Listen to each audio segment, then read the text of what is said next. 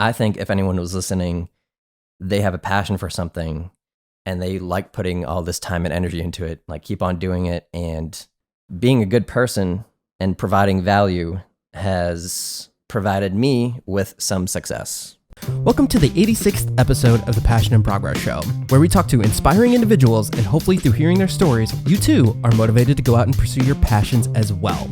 Today on the show, we have artist, YouTuber, and all-around awesome content creator, Nick Iby. Nick's art is known for doodling, as well as a trending type of art called hydro dipping. But I think my biggest takeaway from all of this episode is that in general, if you are a good person and you have great intentions whenever you're collaborating with or working with different clients or your friends or any of your coworkers, good things will happen to you and you will have better situations and better opportunities formulated from just being a good person. We get into that concept and much more on the 86th episode of the Passion in Progress Show with artist Nick Iby. How's it going, man? It's going pretty well. I hear that you are now a current resident of Texas. So how's it been, man?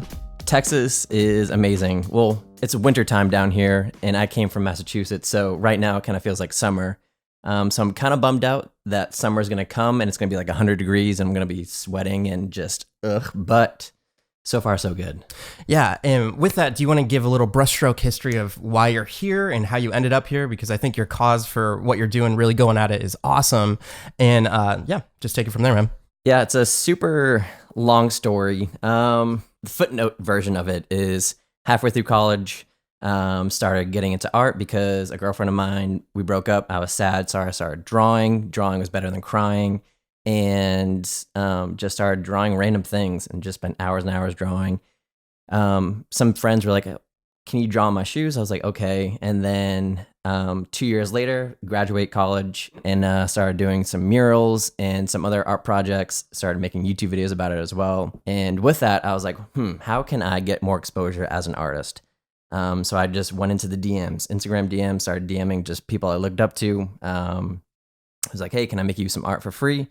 And some people said yes. And with that, I learned more about YouTube and they gave me some shout outs. And then this whole YouTube momentum started to pick up. And then a friend of mine, like a year and a half later, who I made art for, was like, hey, I'm in Texas. You should come down to Texas, be with other YouTubers and creatives, and just like pursue this. And so I was like, sure, why not? I'm living at home. I'm single. I got no reason not to. And took the leap of faith, came down here about like a month ago. And so far, like I said, so good. Your style has a very particular look to it. Can you explain to it for the people that are just listening, if they have never seen it, what it would be? I like to think of it as just simply doodles. Exactly. Yeah. And with that, if someone hires me to do a canvas, I'll incorporate aspects of their lives into it in an abstract way. So it might be names of loved ones, dates, anniversaries, cities, states, people's dogs, like pets, like anything. I can incorporate into an abstract way. So you don't see it right away, but if you look for it, you can find it. And so it's a nice way to incorporate people's lives, but in a less obvious way, and to keep my aesthetic as well. When it comes to the creation process, I would say like there's a canvas, but like your canvas is so many different items. Can you talk about how that started out? I take that where you may. Yeah, canvas is a very broad term in my book. At first, my canvas was a piece of computer paper or notebook paper. Then that transitioned into some of my friends in college was like, they had some old Vans shoes and like, can you doodle on them? I was like, maybe, yeah, sure, I'll try. So for free, I painted on I just took Sharpies and painted on shoes. And then I tried actual canvases, wood framed, maybe like 30 by 40 inch actual canvases, use spray paint and big paint pens instead of Sharpies. And then other people like, hey, can you try that on a skateboard? I was like, sure, I can paint on a skateboard. And then one day I was back home in Massachusetts walking down my street and someone was throwing away like 2 black like leather chairs. And I was like, I could probably paint those. So I literally, on my walk, grabbed the chairs, walked back home, and then painted those chairs and then gave them to my friend for like a little apartment housewarming gift for their porch. And the list goes on and on. I've done a surfboard, multiple pairs of shoes, Walls. Walls are another canvas of mine. A mural at a school cafeteria, a chiropractor's office, a dance studio. What's been the hardest surface to make art on? That's a good question. Probably the cafeteria mural. The wall wasn't a flat wall. It was kind of like cinder block-ish, a lot of grooves in the wall. I couldn't use spray paint because we were inside a school. Oh, that's interesting. And so I had to use actual paint. That's something I'd never done before. Because spray paint, you have so much control and you know exactly what you're doing. But with actual paint, there's so many layers you have to put on. And so all the grooves made it so hard. I had to go in and actually had a friend of mine help me out. Just go in and just touch up all the edges to make it nice and clean, which like that in itself took so long. Can you talk about the perspective? Because when you're making something that big, I feel like what you're just talking about when you need to make something look really clean, it's actually when I'm thinking about it, if you're really close to it, those lines are huge. Yeah. But then when you're far away, it actually makes sense. Yeah. So the wall was 40 by 8 feet. One, it was my first mural, and so I was worried about that. But then second, it was the biggest mural I've ever done, now in retrospect. And I went into Photoshop and I took photos of the wall and tried to, like with my iPad, I like sketched some things, maybe some rough ideas. But even that, I kind of just showed up to that day with a pencil, made some big shapes, and then thought, that could be orange, that could be gray, and just made big blocks of color. And then from there, I outlined the colors, and then I thought, what could go good for each section of Doodle, if that makes sense. But yeah. Just the fact that you took a photo of it and then you brought it into the computer just to see like, oh, I wonder what this will look like is way more planning than I would have even thought about. But that makes so much sense. And plus, I had to tell like the principals and the staff there that like, they didn't want to just hear me say, I'll just wing it. They would like to see a plan. And obviously it makes sense. You'd like to see, if you're going to pay for something, it'd be nice to know what you're going to get. But I gave him the sketch, but then the sketch was actually like, it was kind of similar, but the end result was different. But in my opinion, better than the sketch I even sketched up for them. Yeah, another benefit of moving down here, I think that you pointed out, was when you wanted to spray paint, it doesn't freeze. Yeah, so back home, it gets cold in Massachusetts, fun fact, and spray paint doesn't work well in the cold. It can freeze. And so I would either have to wait for a day, maybe like one day a week or one day every 2 weeks, it'd be like over 40 degrees. I'm like, maybe I can sneak out middle of the day and like do some spray painting and stuff. But or what I have to do is, with my parents' garage, I would take some bed sheets and section off part of the garage, put space heaters, make sure the space is warm enough in order to spray paint, and then set up everything I need to, spray paint as much as I can with my mask on, and then open up the door because there was just so much fumes in the garage and just air it out. And so... Doesn't the paint like go all over the place though? Would you have to cover up everything in that garage? Yeah.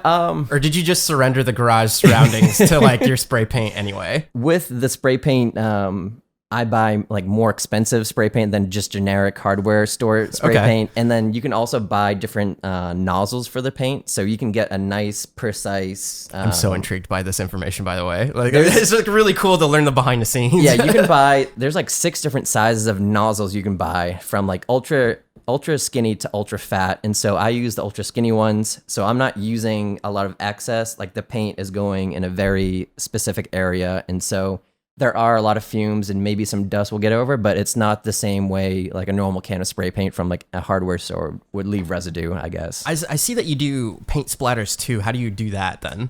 Yeah, so paint splatters, you just put your finger in front of the nozzle and you spray, and then it just like soaks your finger, and then I just take my finger and just like fling it at the canvas. I've even seen, if you're doing something super small, you could even take a toothbrush, dip it into paint, and then like flick down the toothbrush so the bristles like flick the paint. Oh wow. It's just random. Well, I think that a lot of art inspiration, especially for me, it would be like video editing, which I feel like you can relate to. It's like you might accidentally drag an effect onto the video, and then all of a sudden I noticed that you like to do pitch shifting in your voice, and then like I'll be watching one of your videos and then I'll flames and a whole bunch of, like, and then you'll do like a weird transition and be like, that was out of nowhere. What was it? It's still cool though. That was pretty cool. Speaking of, let's get into a lot of what you do on your channel, which is the shoes. And out of nowhere, you became known for Hydra dipping and everything like that. So for the people that don't know what it is, can you explain kind of your history in shoes, which I think you kind of got at with the doodling beforehand, but like where Hydra dipping, explain some Hydra dipping. Let's get right into it. I transitioned from with just a Sharpie, sharpening shoes, and then it was a huge trend early summer of this past year. Hydra dipping. Like, what is hydra dipping? And it's essentially you get a bucket of water and you spray paint the top layer of the water, and then you dunk either a shoe, canvas, whatever you want into it, and the paint just adheres to the shoe, and you pull it out, and whatever layer on top of the water, like whatever you spray paint on top of the water is now on the shoe. And it's super easy. Literally, like anyone can do it. And so I started trying it, got some good results. And then with every commissioned, so like I sell custom shoes. And so people ask me, oh, can you make some shoes for me? And I say yes. And so I try to make a video out of it. And so I think her name was Claire, I believe, reached out, was like, hey, can I get some Hydra dip shoes? I was like, yeah, sure. And so I was like, I want to film it, but I don't want to do another just time lapse of me dunking the shoe, boom, like from start to finish. I was like, I wonder if I made a tutorial. And I only Hydra dipped like 3 times, but I understood the basics. So I made the video how to Hydra dip, and I just went through the process. I posted it, and then like a month later had like 1,000 views. Like I was like, okay, pretty happy with it. And then the algorithm, whatever YouTube decided to happened, and it went from 1,000. Now it has like, I think over like 600,000 views, awesome, which man. That drove so much traffic to my channel. I gained like a lot of subscribers and stuff, and like super grateful for that. I'm assuming it's still performing. Yeah, it's still averaging, I think like 5,000 a day views. That is bonkers. Like when I think about that, it's like you're sitting here, but so many people are looking at your face. Isn't that so crazy? I think about that sometimes. I was cooking my way through a Gordon Ramsay cookbook, and then somebody will comment on it like, oh, you didn't do this with the cheesecake. And I was like, dude, that was like 5 years ago, man. It's super tangential, but like one of the weird things about YouTube. Yeah, I went to a college with like 2,000 kids that went there. And when I passed 2,000 subscribers, I was like, wow, that's like if everyone in my whole college wanted to follow me on YouTube, like that's such a crazy number. And it's so easy to like see people with millions of subscribers and stuff and be like, oh, that's so many people. But when you think about it, like 2,000, 3,000, 5,000 people, that's a lot of people. Like put into a room, like, oh my gosh. And so, to think like 5,000 people are watching one of my videos I posted last summer is like, it's baffling. It's like why? Yeah.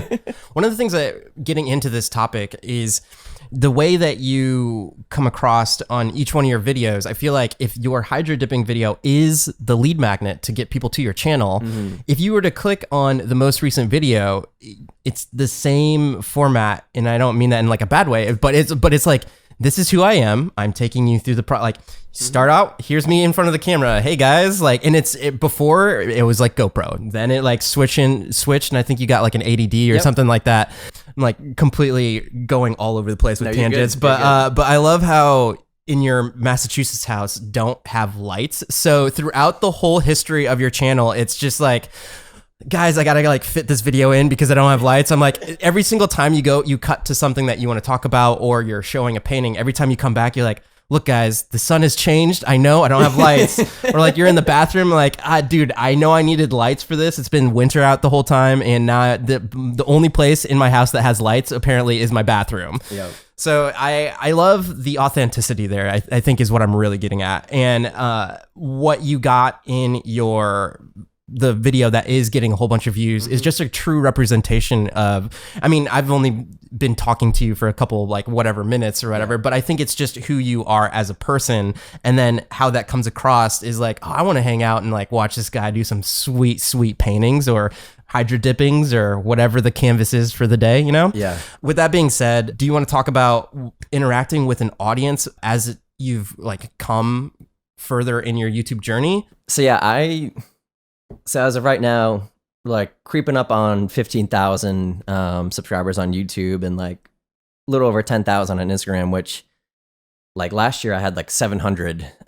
So from that, I'm like, oh my gosh, that's a lot of people. And then to think, like I get messages from people either trying to paint like me or using me as inspiration. And like every time someone DMs me, I just get so like blown away and humbled and like flattered that someone, one, watched my content, two, decided, hey, I'm going to paint like him, go out, buy the supplies, and then paint however long it took, and then to send me like a photo like, hey, watch your videos, this is what I did to like, because you inspired me, is like just so amazing. And so I try to give back as much as I can. I respond to every single YouTube comment, every Instagram comment, answer all my DMs.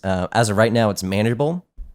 You know, I assume if/when I get to like 1 million, then obviously I can't respond to every single comment. But as of right now, yeah, I try to, you know, ask my audience, should I customize shoes? Should I do this? Should I do that? And get what they want. Obviously, I get a lot of people saying you should Hydra dip because a lot of my traffic has come from the Hydra dip tutorial. But yeah, it's a weird dynamic because obviously when you start and you have no subscribers, you're making videos just for yourself. But then now once you have kind of like a reputation almost, you're kind of expected to do X, Y, and Z. But I think it's super important to make sure you still do at least some of the videos for you, and some for them. As Sarah Dietschy says. As Sarah Dietschy, yeah. One for you, one for them. Yeah. Whenever I come to conversations like this, if I'm on the other end getting interviewed, there's always like something that I have top of mind. They're like, oh, I want to talk about this subject. Is there anything in that like that's been going on for like people that listen to this? They're YouTube creators, other people like entrepreneur type of things. If there's any topic in that realm that you would want to bring up. I mean, I've talked a little bit about it on Tyler Babin's podcast, but amazing the whole podcast concept of literally you're one DM away from like anyone, whether, I mean, they could not read it or not see it, but so many of my relationships have come from the internet and Instagram and YouTube. And I just think that in itself is such an amazing opportunity because I have no idea what I would do if I was even living in like 1980s. Like, would I have to like go out and get a magazine ad or like go door to door, be like, hey, do you want to buy these custom shoes from me? Could you imagine in 3rd grade, I wrote a letter to Muggsy Bogues in the mail, got a letter back a year and a half later from like the Charlotte Hornets, like whatever promo team with a thing signed by Muggsy Bogues. Oh my God. So there's a prime example of like old school way of doing things. Can you give an example of like your recent video where you DM'd a whole bunch of people and what the experience has been from that? Or do you want to give a personal anecdote of how it has changed your career? Yeah, I'll dive into like both. So one of the last videos I uploaded, now that I moved down to Texas, I've been thinking of how I can package YouTube videos to a more broad audience. My buddy Ryan, he made a video last summer DMing 100 celebrities until they respond. It got like 6 million views and started a whole trend of this like DMing people videos. And so I was like, love his stuff, by the way. Yeah, Ryan Trahan is an amazing dude and amazing content creator. An amazing friend as well. Yeah. And so I was like thinking about that, and I was like, I could probably do that. And instead of like just DMing them just to DM them, I could DM free shoes. And so value proposition. Yeah, give them value, give them something in return. And so yeah, I made the video, DM'd 100 people. I made 5 pairs of shoes. So 6 people responded. 1 person didn't want shoes, but 5 people did. One thing I took away from it is that, you know, obviously someone like Brad Pitt isn't going to respond to my DMs because... But what if he did? But what if he... It's never a 0% no. It's always a slim chance that they might. But you come to realize everyone checks their social media. You could be, you know, going to the bathroom, you pull out your phone, you're on social media. You could send a message directly when they go, saying, like, it might be graphic, but go in the toilet, pull out their phone, and then your message might be the same exact moment when they open up Instagram, and it might be like the first just like notification. Like, I think about just the right timing is so so key and such a big opportunity. And DMing is free. Like, it's literally a free opportunity to give value to someone. And that's what, to bring back to the beginning of my story, I wanted to find ways to gain more exposure. And so I DM'd and cold emailed a bunch of people just to be like, can I make you free art? And ask nothing in return. Can I make you free art? And then can you shout me out on your YouTube and Instagram and make a video about me and shout me out on MySpace? Yeah, MySpace. Put me in the top 5. It was literally just like, I want to give you value, and if I can pick your brain for a day, cool, and that's it. And then come to realize that if you're a good person and you give value, and if that person receiving that is a good person, they'll most likely help you out and shout you out, and just because they feel like it's a good thing to do. So being a good person and providing value has provided me with some success. For those that are listening, if you haven't checked out the video of him DMing people, what's interesting is it's one of those, I would be curious to know what your audience retention is on it, because when I look at that video, it's like each new person that you're DMing is a new burst in like interest. Like, oh, well, if I'm not interested, or if I don't know who you're trying to DM at that point, then I'm like, I'm learning about this new TikTok person or this other person. And then the next person's like, oh, Champagne Poppy. Like, well, that'd be cool if you responded and all that kind of stuff. And you're like, nope, didn't respond. But, retention is a little over 50%. And it's funny, you can see the peaks.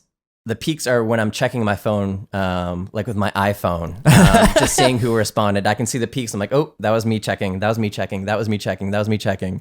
And so, I feel like people were... Oh, so they're just skipping through to see if somebody responded. I'm actually wondering if I did the same exact thing when I was watching the video. Or it could be that they go back... Or I don't know. No, I think the way that you're thinking about it is true. I would have loved to have seen myself watching that video to see if I were like skipping through just to see like, oh, I wonder who like replied. Yeah. That video in itself was a lot of work. One, just filming it took like 4 or 5 days of just DMing. I took about 2 weeks just making the shoes to give to the people, and then I spent another like 2 weeks just editing it. And I had a rough cut of like 20 minutes of the video. And then I showed it to my friend Ryan, was like, can I get your thoughts on it? He's like, yeah.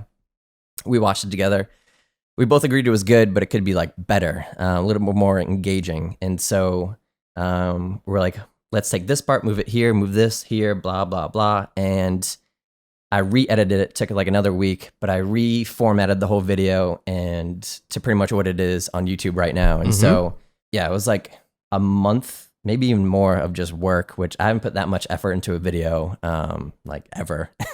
But the funny thing is, YouTube doesn't care how long you spent on making a video. It doesn't. Because then I posted another video of me painting some Nike Air Force Ones a couple days later, and now that video has like 3 times the amount of views, and I put a fifth of the work into it. I'm still proud of the video, but it's not nearly as much work as I put into the DM 100 celebrity video. But we'll see long term. I mean, maybe my DM video, like my how-to Hydra dip video, will sit for a little bit, and then YouTube will find the people that want to show, and maybe it'll get more exposure. Who knows? I find that over the long term, YouTube recognizes like the quality content. If it's like that longer thing, if it's like past that 10-minute mark, it may, just like with your Hydra dip video, it may just take time. There's a couple different videos on my channel that like, I released a tutorial on how to take a screenshot of your Mac. And that was the worst performing. It got like 20 views when I released it. And I was like, well, never doing that again. And now it's like one of my best performing videos. Oh, wow. So it had the same thing as your Hydra dip, where out of nowhere, it picked up in external Google. And now it's just like rocket ship. With that being said, though, can you talk about now that you're here, having somebody else to bounce ideas off of, and like just the mentorship that's Ryan's provided for you? It's literally game changing. I went from in Massachusetts by myself all day, every day, and you can text and you can FaceTime people, but I can't show a 20-minute video to someone, or I mean, maybe you could, but now being around creatives, just a simple, hey, does this thumbnail look good? No, do this and this. Like, oh, just having someone that knows what a thumbnail is, because my friends back home, like I love them to death, but they don't know anything about YouTube, which is totally fine. But yeah, they don't understand this world. And so to be with people that do this for a full-time job, it's been so helpful to, one, just brainstorm ideas about making videos, and then two, the actual execution of the thumbnail and the title and the video itself has been such a huge help. And I don't know if I would have thought of that video, DMing 100 celebrities, on my own if it wasn't like thinking about Ryan and bouncing ideas. Sometimes giving ideas to someone else sparks ideas for yourself. And it's, yeah, like I said, it's been a whole shift in my paradigm of like, wow, things make so much more sense when you have like another mind to bounce ideas off. And I'm super grateful to be with people that know a thing or two about YouTube and can help me. And I wish I had it from the start, but I'm not going to complain. And yeah, I'm excited to see what the future holds with that. What was a thumbnail that you made where you're like, this is going to crush it? And then it did absolutely, like you spent so much time on it and then it did nothing. On the opposite spectrum of that, the past two videos, my customizing Air Force One video, I spent a long time editing that thumbnail. And I kind of had a feeling it would do well, and it has been doing well. And the DMing video, I kind of took the same template from Ryan's video, so I kind of knew that would like perform well. Yeah. With the Air Force One, that's the one that you have the brush stroke on it, and it has that rainbow. There's another artist that does that. When every single time I see his things pop up, there's a guy ZHC. He's got that dragon thing going on. Yeah, he has like a galaxy paint, and you just is that an actual paint? No, I'm 90% sure that's not real. It's so eye-catching. Can you explain to the listeners who haven't seen it before, like what it is? Yeah, so it's basically just like a normal brush stroke. I mean, just one color. You can see like the best way to describe it really is to like think of a galaxy, put it into some paint, and then just paint on a shoe with that galaxy paint. The galaxy, but the galaxy inside Mario Kart's Rainbow World. That's exactly what it is. Like if you were to put Mario Kart Rainbow World Road on a paint, yes, that would be the canvas. Yeah, bump up the vibrance and saturation even more, and just it's so eye-catching. So I had that thought in mind. Like obviously when you click on the video, he's not painting with that paint, but it's enough for you to click on that video, which to me, I never even thought about that. Before I moved down to Texas, really, I was like, I made my video and then at the end would make my thumbnails and be like, oh, I'll just take a photo of the shoe and that should be good. But the whole concept of like clickbait and just making things interesting enough for someone to click on has been so eye-opening. So I tried it myself, and yeah, I found a brushstroke and then photoshopped some rainbow into it and liquefied it and like just spent so long on it. And it is performing well. So maybe there's where the YouTube is like the more effort you put on your thumbnail as opposed to the video is like that's where the results come back to you. I think because my video editing hasn't really changed a whole lot from the past couple months. The only thing that has changed has been titles and thumbnails, which being around Ryan and all these other YouTubers, they think of the title and idea and thumbnail first and then reverse engineer a video out of it.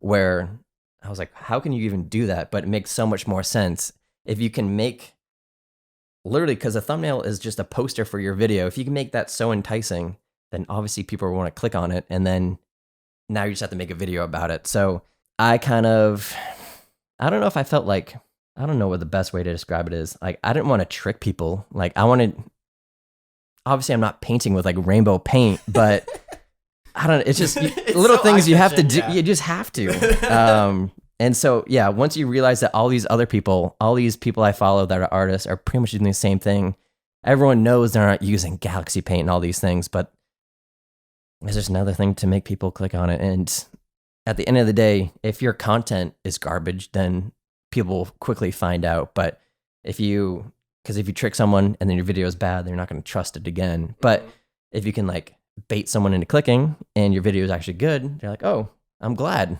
I'll keep on watching.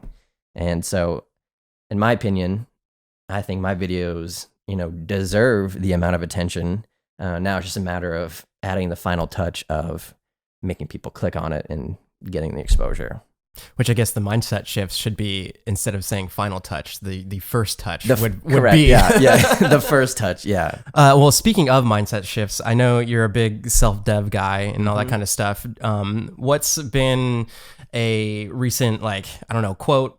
I know you journal and all that kind of stuff. Is there anything that you would like to say why that has benefited you? And I think you kind of alluded to this before, but just like putting good vibes out into the ether and then getting that good vibration back. It sounds like that has provided a plethora of good opportunities for you. But from day to day, how does that look? What's like a day? Yeah, so I, about 5 years ago, learned about meditation and kind of this whole self-development world. And whether it's listening to podcasts or books or anything, I kind of just like stuck my toes into the water and started meditating and stuff, and realized I felt like a little bit better. But really the thing I think is the way you talk to yourself has been the most life-changing for me. I'm a big believer in positive affirmations and what you say to yourself, you deem to be true. An example, and I feel like everyone's been there. You wake up, you spill coffee or something on your shirt. You're like, oh, today's a bad day. Something else minor might happen. You're like, oh no, yeah, today's a bad day. And then it seems that everything that's happening is a bad day because you're just saying it is a bad day. It is. So your mind's just like, okay, it is. Or you could wake up, maybe you're walking down the street, find like a $5 bill, like, oh, today's a good day. And then someone holds the door for you. You're like, today is a good day. And then everything, in my opinion, is just the way you look at it. You can only control your attitude and your responses to things. And so what I do on a day-to-day basis, first thing I do when I wake up is take a cold shower. And it's something that I don't want to do, but after you do it, you feel so much better. But in that cold shower, I repeat my 5 or 6 positive affirmations to myself. For example, one of which is, I am perfect health. And in the past year and a half that I've been repeating to myself that I am perfect health, I haven't experienced anything more than a stuffy nose in the past year and a half, which I'm not saying, affirmations cured it or whatever, but that's just my experience. And one of my affirmations, and I guess it kind of ties into goals, was like, I am surrounded by creatives. Even though last year in Massachusetts, I was by myself, no creatives around me, but I was like, I am surrounded by creatives. And fast forward now, I am surrounded by creatives. And I really just think it just boils down to the simple fact of like, what you tell yourself is what you believe, and what you believe is what you attract. And so, simply put, I believe positive things about my life, and I have seen positive things come into my life as a result. And I like to think of it as, if you're going through a Drive Thru, you go to the window like, hey, can I get a burger and fries? If you're like, yeah. You drive up to the window and they hand you a burger and fries. You're not going to be like, oh my gosh, a burger and fries? Like, this is the craziest thing. You're like, no, that's what I ordered. It's expected. But if they gave you a drink and not fries, you'd be bummed out. Or if you just went to the window, drove right past where you order, and just went to the window to receive food, whatever they hand you is what they hand you. You had no control over it. And so I like to think you have the control of ordering what food you want, and all you got to do is the work, aka driving up to the window, in order to receive what you ordered. Do you get stressed out often? Yes. You do? You do? I get stressed out about the fact that I'm not positively talking to myself. That just brain effed me right there. The act of speaking positively to yourself, if you're not doing it, is a stress point for you. Because I feel like, say if someone cuts me off in traffic, and I'm like, oh, what the heck? Like, this is such a... Then I get stressed out, like, oh no, I'm attracting this bad energy in my life. Like, let's just breathe. And then like, back to positive. Like, so I'm not stressed out on a day-to-day basis, but I am conscious of the fact of that I want to be positive as much as I can. And That's awesome that the act of repelling stress is what stresses you out. That like, so for the people that are just listening, I will say the way that you come across, you're like always smiling, or there's like a hint of like a smile and when you're talking, and it just brings up the mood of whatever is going on. And I think that's part of the one, when I was talking about the authenticity of your videos, it's just like, yeah, let's hang out. Let's like watch you do the thing. But then also I guess it's in the pursuit of being positive. You then just have everything come back to you in a good light. Yeah. Literally, if you are feeling sad, if you fake smile and look at yourself in the mirror and fake smile, after you're done fake smiling, you'll feel a little bit better. And it's just like, wow, you can literally do things that change your state and change your mindset. And it's like, I just want to do as much as those good things as I can. Because I really do feel like where I am in my life right now is a direct correlation to what I ordered at the Drive Thru and the amount of work I put behind driving up to this window. Because obviously it'd be easy to be like, oh yeah, just like, believe in what you want and all this stuff and just sit down and have it come to you. Well, it's like, it's probably not going to happen. Over this whole last year when I was living by myself in Massachusetts, up at 5:30 and work until I sleep, which is like 8 or 9 o'clock. That was me putting in the work and me thinking this is what I need to do in order to attract certain opportunities and stuff. And yeah, like I said multiple times, I'm a firm believer in the positive way you talk to yourself and to go along with putting in the amount of work that is necessary. And because the amount of time you work for yourself, you're giving yourself more opportunities for things to happen. A couple of things I want to break off from that. Yeah. One simple one is, how much sleep do you get? And then 2, what is your, I want to say, thoughts or your opinions on expectations? So when you were back in Massachusetts to now, like a year from when you were really going gun-ho, or weren't really, like, you're still in the process of doing that. But how are you seeing the results pay off? And more from a perspective of other people that are in their beginning state of like, I want to start the YouTube channel or whatever social media endeavor, like just gaining the exposure. What have you seen in your life now that was like, man, it was worth it? Yeah. So the first question, how much sleep?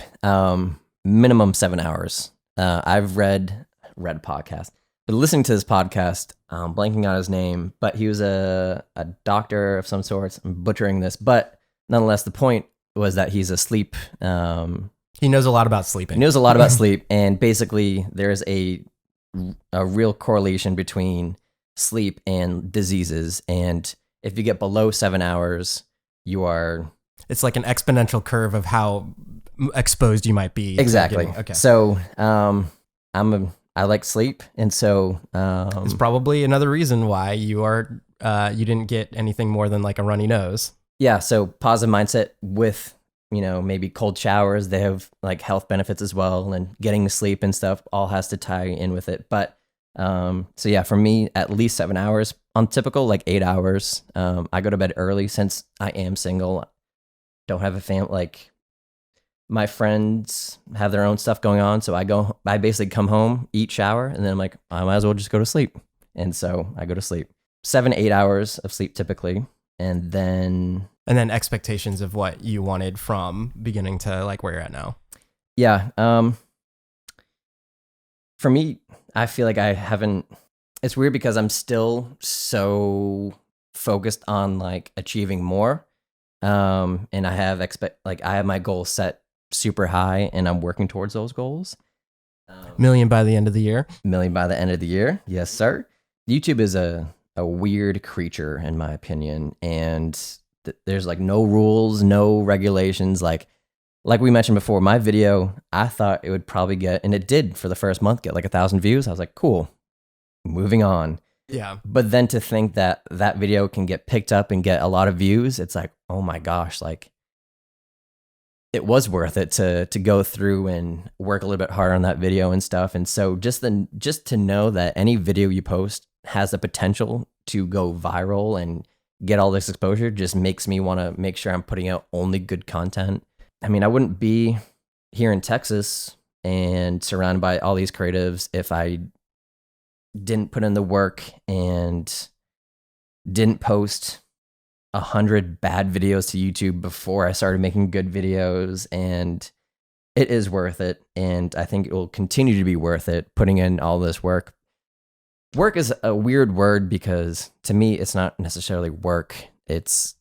I love doing it. It's a passion. And so I think if anyone was listening, they have a passion for something and they like putting all this time and energy into it, like keep on doing it. And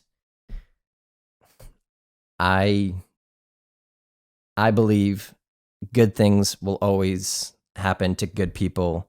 And, you know, if people in the comments are like, you deserve 1 million subscribers, how come your channel hasn't blown up yet? You deserve it. Like, I don't know. I think good will always prevail. Yeah. And bad might prevail randomly, but long term, it's not going to be a fulfilling thing to do. So I don't know. I'm just motivated by the intrinsic value of putting out good things, being a good person, and just having faith and belief that everything is going to work out and it's going to be okay. And for the past couple years, it has been okay, and I have been enjoying myself. And if I get put into a corner of, there's this book, The Obstacle is the Way by Ryan Holiday, basically saying obstacles, like the title says, is the way. And so you could reach an obstacle and be like, well, this is it. I'm going to turn around and like give up. Or you can fight through it, learn different things to overcome this. And it's just, I could just go on and on rambling about just like how everything happens for a reason. It sounds so cliche and just so like. I find that in a big. Have you ever listened to the MFCEO project? I have not. Andy Frisella. He now has a different podcast. It's called The Real AF, which is Andy Frisella, but just so happens that it's The Real AF. I thought it was really good. I think you'd really enjoy it. I did a challenge of his called 75 Hard. And each day you take a progress picture of yourself. You drink a gallon of water. You follow a strict diet. And you have to work out twice a day. Each workout has to be at least 45 minutes long. One of those workouts has to be outside. Okay. And then there's one other thing that I'm forgetting. And you have to read 10 pages of a self-development book. There's a reason I'm bringing this up, but when you start out, it's like, it's fun because you're like, oh, I wonder if I'm going to do all these things. But the biggest stipulation with that challenge is that if you miss one of the things any of the days, you have to start all the way over again. Oh my gosh. But the other reason why I bring it up is because it's called 75 Hard. And a big thing that Andy Frisella talks about is if you can take whatever the hardest way is, take that, because it's probably, just like you were saying, going to teach you so many different things along the way that will give you a skill set or experiences to draw from further down the road, as opposed to taking the easy way or, like you said, turning back. So after I did that whole challenge, it was very much like, it was eye-opening getting to see, like, just doing something that hard, which, like, each day in, day out, it's not that bad. But if you compound it over 75 days, it's really puts into perspective. Like, I had to go to a wedding. I had to go to a couple of jobs, like, in different states where it's like, well, I have to follow my diet, but then how do I, like, I have to make sure that you have to start to problem solve these things. Not only that, but then you're going to be put in social situations where it's like, the other thing is you can't drink. So you can't drink any alcohol. So you're like, oh, well, I'm not going to be sociable, or quote unquote social. But then you're like, you find out that it's fine that you're not drinking. And then, like, when you wake up the next day, then you can just, like, start plowing through more work and all that kind of stuff. So yes, from personal experience, like, doing that was awesome in finding the hard way. The other thing that it showed me, though, was time efficiency, and just how you were talking about how you go to sleep early, but then you wake up early. Do you ever find your brain just, like, wandering off? Like, how do you stay focused for that long on your whatever jobs or anything that you're working on? Yeah. I'm pretty fortunate in the fact that my content creation has to do with me actually physically painting and doing, like, tangible things. So a typical like work day is a mix between editing video and actually painting. So if I'm not really feeling like editing anymore, I can go ahead and work with my hands and actually paint something. But then if that kind of feels like boring, I'll switch it up and go back to editing. Or if I'm not feeling anything, I'll go on a walk and just be like, I'm actually in control of I don't have a boss. So I have full reign to be like, I'm going to go for a 20-minute walk, no phone, no nothing. What I tend to do is I bring an apple to work every day and I go on an apple walk. And I walk for as long as it takes for me to eat my apple. And then I come back when I'm done. And just something about letting yourself, taking a break, being outside, and just thinking by yourself is like super helpful in my opinion. And yeah, so I'm grateful that I can switch up my workflow between computer and non-computer work to get me motivated and go through the day. Tangible, tactile things, like actually touching and grabbing and creating things, both in digital and IRL. Yes. Yeah, I think the biggest thing that you brought up was the outside thing. When I was doing 75 Hard, I did a whole podcast about it, but I explained that the biggest like surprising thing to me was just having to spend a minimum of 45 minutes outside was like, what do I do with my hands? Like I just went on walks for one of my workouts like all the time because it was like, well, I got to be outside for 45 minutes. So then I like actually enjoyed the like, oh man, when's the time when I'm going to go work outside? Cause like now it's getting a breath of fresh air is just as it sounds, getting a breath of fresh air. And now whenever I go outside, I'm like, oh my God, real oxygen smells so good. And it's so rejuvenating and gets the creative juices flowing. Could you touch on a little bit what you do with Hydra?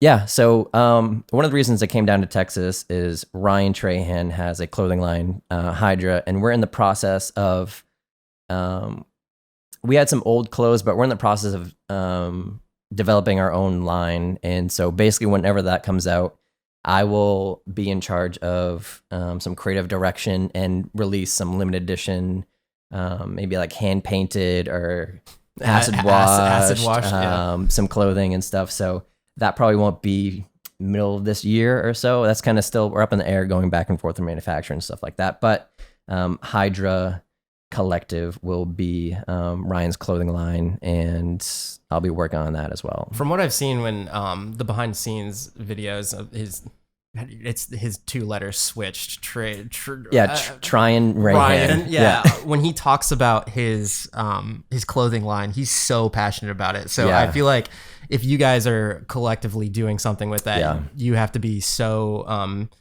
into clothing yourself. And I know you used to do some stuff yourself. Yeah. But if you haven't seen the apparel line and how much effort goes into it, it's not just another merch line. Like there's so much more that goes into Hydra than your typical merchandise line. I got a call about May of last year. Ryan called me up. He's like, can you like come down to Texas and like work on Hydra with me? And I was just like, me? Like, oh, sure. Yeah. And then, I moved down to Texas like a month ago. But yeah, he's super passionate about it, and which is amazing because he's not looking at it as, oh yeah, I can put my name on a t-shirt and sell it to my millions of fans and make some money. It's like, we want to develop a line from the ground up and not have it even be associated to either me or Ryan or anyone. We don't want the success of the brand to be dependent on someone's social identity on YouTube or Instagram. We're going to make products, cliche as it sounds, like from our hearts and just see what it does instead of just having, like I said, like Ryan's name on a shirt and selling that. I love how the goal is already set, and like you said that one sentence of what the mission statement was, like so well. Like you can tell that that's like the actual heart behind the clothing line. Where can people find you? All that kind of stuff. I'm Nick Iby, NickIby on pretty much all socials. Cool. Thank you so much for your time, man. Dude, thank you. And I mean, hopefully see some more since you're in the Austin area now. Yes, for sure. Until next video, if you guys would like to share this out, You could do it like the old school Muggsy Bogues way. Take out a piece of parcel, right? I think this will be javiermercedes.com/blog/episode 86. Send it to your grandmother and say, hey, you should check out this episode with Nick and Javier because, you really love just to hear them. You should type it into your computer and then you could tag me at Javier Mercedes X and Nick Iby. And also Instagram. make sure you're writing with a feather dipped in ink, not a pen. With Galaxy Paint. I will keep saying that at the end of each podcast until somebody actually mails somebody the link. So if you want to just do the normal things with Twitter and all that stuff, it will be much appreciated. Thank you again for your time. And until next episode, I hope you're out there living a life of abundance.